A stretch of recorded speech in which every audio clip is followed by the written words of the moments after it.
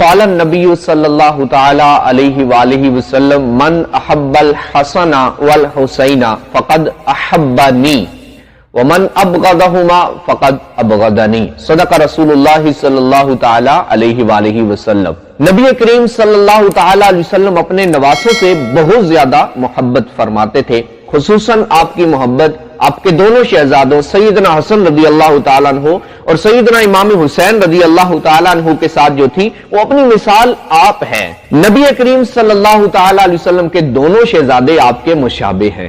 سیدنا ابو بکر صدیق رضی اللہ تعالیٰ عنہ ارشاد فرماتے ہیں کہ نبی کریم صلی اللہ تعالیٰ علیہ وسلم کی خوشنودی کو آپ کی اہل بیت کے ساتھ محبت اور ان کی خدمت کے ذریعے تلاش کرو۔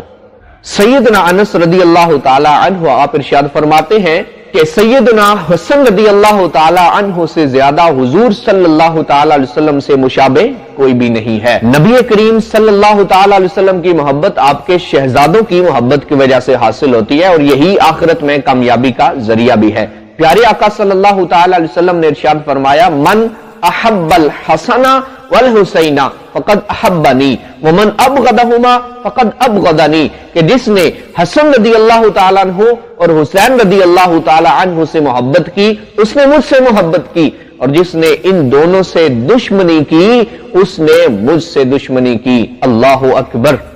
اللہ سبحانہ تعالیٰ سے دعا کرتے ہیں کہ اللہ تعالیٰ ہمیں حسنین کریمین صحابہ کرام اور اہل بیت کے ساتھ محبت اور ان کی عزت اور تکریم کرنے کی توفیق عطا فرمائے، آمین بجاہ النبی الامین صلی اللہ تعالی علی محمد صلی اللہ تعالی علیہ وسلم۔ ویڈیو اچھی لگی ہے تو اس کو لائک کریں، شیئر کریں اور نیچے کمنٹ کریں۔